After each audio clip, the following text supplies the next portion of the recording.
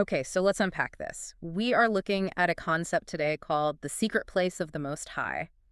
And I have to be completely honest with you. When I first saw the title for today's stack, I really thought we were going to be talking about a fantasy novel. Oh, yeah, it absolutely has that vibe. Right. Or maybe like an Indiana Jones map where X marks the spot. It just sounds incredibly dramatic. It does have a certain cinematic flair to it, for sure. But you're right to be skeptical of that title. Hmm. Because if you take it literally, you're going to be out there looking for a cave in the mountains or some hidden room behind a bookshelf. Which would be cool, but not very practical. Exactly.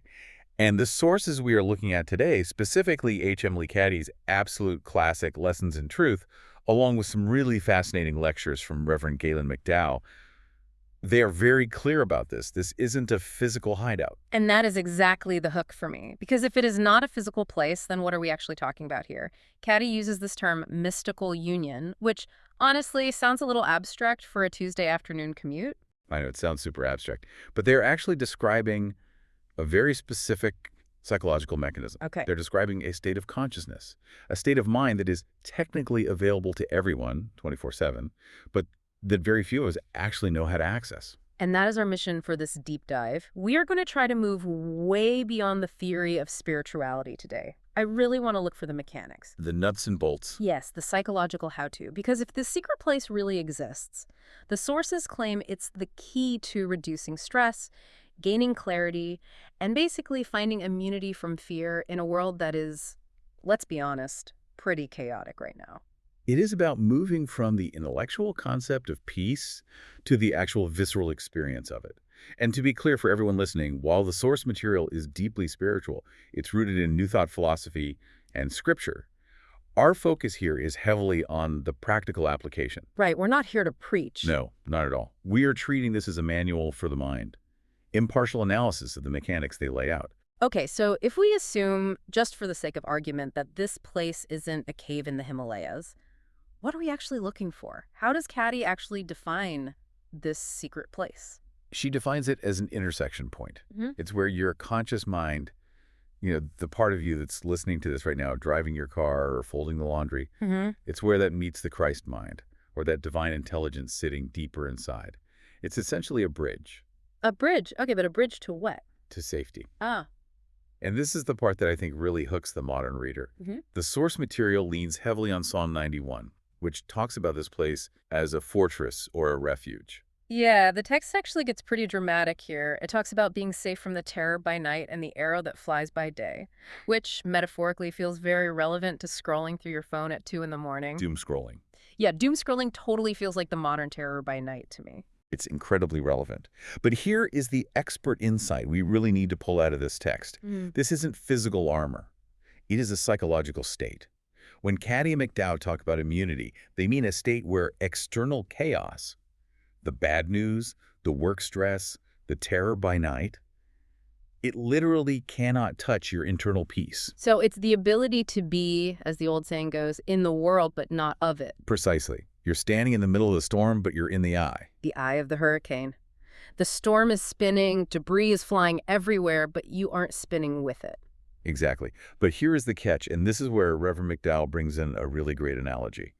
Because I think a lot of people nod their heads at this point and say, oh, sure, I get it, inner peace. Right, we've all read the bumper stickers, we've seen the Instagram quotes. Right. But McDowell says you can understand that concept intellectually, but that does not mean you actually have the peace. He compares it to basketball. Oh, I loved this part of the lecture because I am definitely guilty of this. It's the whole spectator versus player distinction. It is. Break it down. So imagine you buy every single book ever written about the NBA. You memorize the rule book cover to cover. You know the exact physics of the arc of a three-pointer. You know the dimensions of the court, the history of every franchise. You are a walking encyclopedia of basketball. But you've never actually touched a basketball. Exactly. You've never laced up a pair of sneakers. You've never had a defender in your face trying to block a shot. McDowell's point is, do you know basketball? Well, intellectually, yes, but experientially, you know absolutely nothing. And that right there is the gap Caddy is trying to close with her writing. We are all essentially fans of peace. We read about it, we talk about it, but we aren't on the court. They are in the paint. No, we aren't playing the game. And the sources are adamant about this knowing about God or knowing about this state of flow is totally different from being in it. You have to actually play the game. And there's a specific psychological barrier to playing that game that McDowell mentions, which he calls the Mary's son problem. Yes. This comes from that biblical story where Jesus goes back to his hometown, right? Yes. And this is a fascinating bit of human psychology. He goes to Nazareth, his hometown, and the text says he can't perform any miracles there. Not because he lost his power, but because the people there looked at him and just saw the carpenter's son. They were just like, wait, isn't that Mary's kid? I literally saw him fix a table last week. Exactly. They only saw the external, the familiar, the totally mundane reality. They couldn't perceive the spiritual power beneath the surface because they were just too attached to that surface level identity. That is profound when you apply it to how we live today, because we do that exact thing to our own lives. We look at our day and we just see bills, we see to-do lists, we see car maintenance. We are seeing the carpenter's son version of our reality. And by focusing only on that surface level, we block the miracle or the shift in perspective. If you only look at the problem, you can't see the solution standing right next to it. So the secret place is where you go to bypass those appearances and touch the reality of the power underneath. That's the theory, yes. Okay, so we know what it is. It's a state of union, a fortress of peace, and it requires actual participation, not just reading. But here is where I hit a massive wall, and I think a lot of you listening probably do too. The practical application. Yeah, because when I try to just sit in the silence and access this place, absolutely nothing happens. Or actually, it's worse. My brain just goes completely haywire. You are definitely not alone in that. I mean, I sit down, I close my eyes, and immediately my brain starts screaming, did you pay the gas bill? What are we making for dinner? Why did you say that incredibly stupid thing in a meeting 3 years ago? The mental chatter is relentless. But the source material actually addresses this directly. There is a huge misconception out there that meditation or entering the secret place means you have to make your mind a complete blank void. McDowell has a hilarious bit about this. He says, nature abhors a vacuum. It really does. He says, if you just sit there and try to force yourself to think of absolutely nothing, your brain panics. He literally says you'll end up thinking about Geico commercials. That specific reference is so funny because it's so true. The brain craves stimulus. If you create a vacuum, random noise just rushes right in to fill it. So the technique Cady suggests isn't about emptying the mind at all. What does she call it? She calls it active passivity. Active passivity. Okay, I'm going to stop you right there because that sounds exactly like a corporate buzzword. How can you be active and passive at the exact same time? I know it's a total paradox. But think about the difference between sleep and listening. When you're asleep, you were completely passive and unconscious. Right. But when you are listening intently for a sound in the distance, let's say you're lying in bed waiting for a car to pull into the driveway late at night, you are physically totally still. You are passive. But my attention is incredibly active. Exactly. You are on high alert, but you aren't making any noise yourself. Oh, I see. So it's a state of expectant waiting. Yes. Cady uses this beautiful, very grounding image of fowls taking a sunbath in the sand. I think I missed that part. Birds. Yeah, birds. Picture a bird burying itself in warm sand at the beach. It's fluffing its feathers. It is completely still. It's not hunting. It's not trying to fly. It's not worrying about where the next worm is coming from. Just enjoying the warmth. It is simply allowing the sun to warm it. It's not trying to grab the sunlight. It's not like working for it. Precisely. It's positioning itself to receive. That is active passivity. You aren't forcing the connection with the divine or your higher mind. You are positioning yourself to be connected. So how do we actually do that without the Geico gecko showing up in our heads? Because the sources give us a very specific step-by-step method to get into that bird in the sand mode. They do.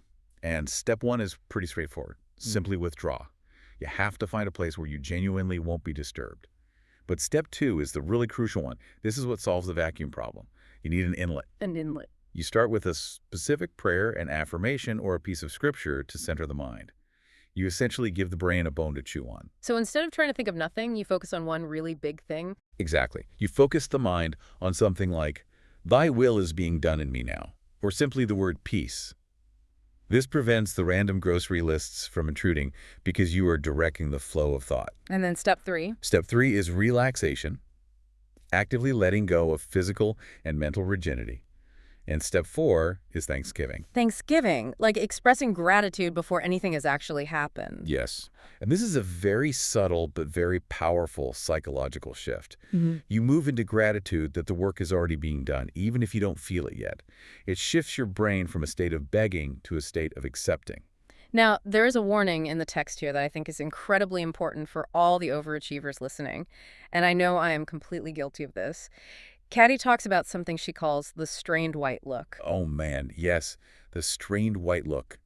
This is for the people who try way too hard to meditate.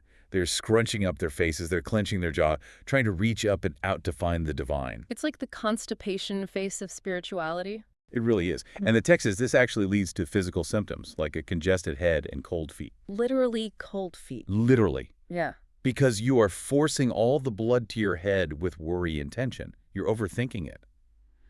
Caddy uses a seed analogy here that I think is just brilliant to counter this tendency. The one about the plants. Yeah. She says a seed doesn't rip itself out of the soil to try and reach the sun. Because that would obviously kill the seed. Right. The seed stays rooted. It stays grounded deep in the dark earth. It simply opens itself up and lets the sun draw it upward. The core advice here is to stay grounded in your body. Don't try to escape your physical reality to find God. Exactly. The connection happens through the stillness, not by straining away from yourself. That is honestly such a huge relief. I don't have to somehow beam myself up to the mothership. I just have to sit there, root down into the floor, and let the sun do the heavy lifting. Let the sun grow you. Yeah. That's the phrase. It is entirely about allowing, not forcing. Okay, so we've got the definition down, we've got the technique. But this brings us to the part of the deep dive that really bruised my ego a little bit. The calendar challenge. Oh, yes. Because McDowell starts listing off all the things we are constantly on demand for. And keep in mind, he was writing before smartphones and TikTok, but he absolutely nails the dynamic. He talks about how we are on demand for our boss via email. We're on demand for our friends via text. We're on demand for the 24-hour news cycle. We are constantly reacting to external pings.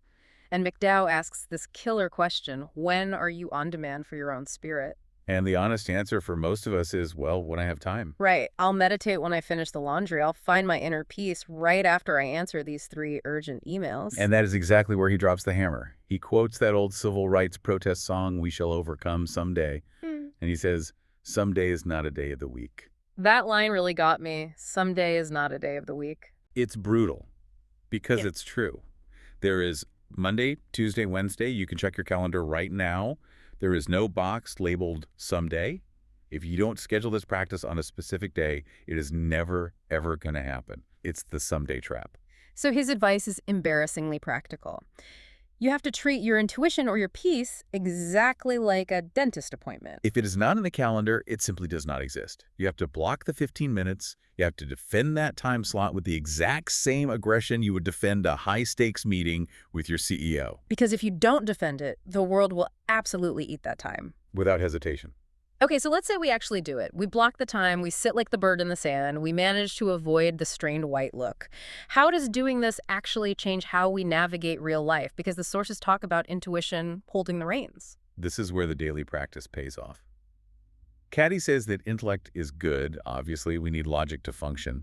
But logic should always be the servant, not the master. Intuition is the master. Yes, intuition, that direct knowing that you get from the secret place, that should be driving the car. And there's a really great practical tool for this mentioned in the lectures, the yellow pad method. Yes, this is a story about Neil Donald Walsh, the guy who wrote Conversations with God. The story goes that he accessed his wisdom by simply carrying a yellow legal pad with him everywhere he went. Everywhere, like the grocery store. Everywhere, the grocery store, the office, sitting in traffic. He would physically write down a question to the divine, and then he would just wait. Active passivity again. Exactly. He would wait for the answer to flow as a stream of thought, and he would write it down immediately. It sounds almost too simple, but McDowell makes a really compelling point. If that is how he got his answers, why wouldn't you have a yellow pad in your car? Like, if you genuinely believe you have a direct line to infinite wisdom, you should probably keep the receiver off the hook. It's a direct challenge to the listener. How do you currently receive your guidance? Is it through writing? Is it a sudden gut feeling? Is it an idea that hits you in the shower? Whatever it is, you need a method to capture it right then and there. The yellow pad is really just a metaphor for being ready to receive the download when it finally comes. I love that. Carry a notebook, whether it's physical or a digital notes app, and treat your own intuition as a source that's actually worth citing. Don't just let the thought float away. Exactly. Now, there is a final, really critical component to this whole system. We can't just sit in our secret place and soak up good vibes and write in our journals forever. The sources are very strict about the mechanics of flow, They call it the inlet and the outlet. the hydraulic engineering of the soul. Caddy specifically says stagnation is death. Right. Think of a pool of water. If you have a pond where fresh water flows in, but there is no stream flowing out, what eventually happens to that water? It gets gross, it fills with algae, it attracts mosquitoes. It becomes a swamp. It gets completely stagnant and toxic. To keep the water fresh and clear, there must be a constant outlet. So applying that analogy to the secret place, if you are meditating and getting all this profound peace and insight, but you aren't doing anything tangible with it. You clog the entire system. Wow. The source material is completely uncompromising on this. You must give away what you receive. And this isn't just some moralizing lecture about being nice or doing charity work. They are describing energetic mechanics. So if I manage to get a deep sense of peace in my 15-minute scheduled session, I have to go be peaceful to the barista who messes up my coffee order. Yes, that's the outlet. Yeah. Or you use that clarity to finally solve a structural problem at work. Or you use that creative energy to build something.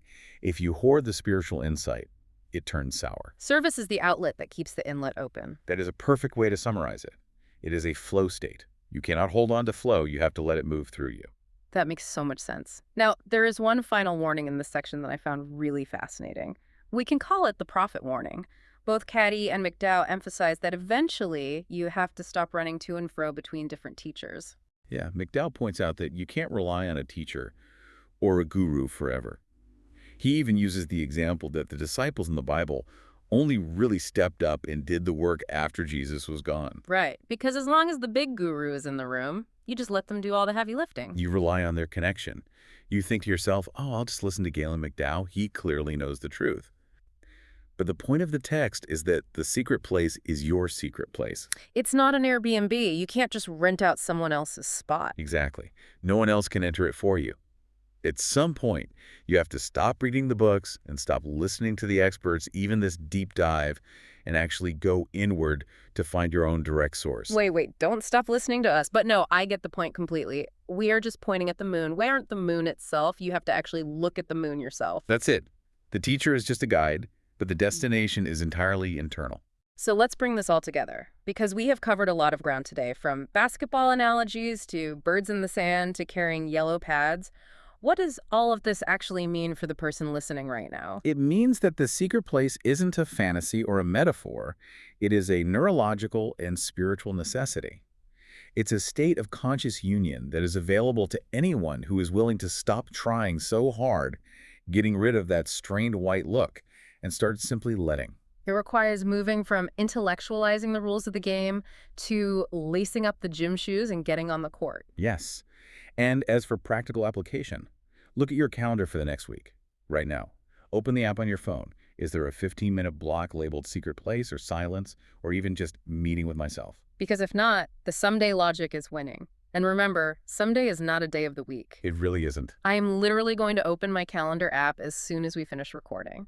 This has been such a refreshing look at something that can so often feel heavy or overly religious. It really is just about mental hygiene and spiritual mechanics. It's about ensuring you are operating from your highest intelligence rather than your lowest stress response.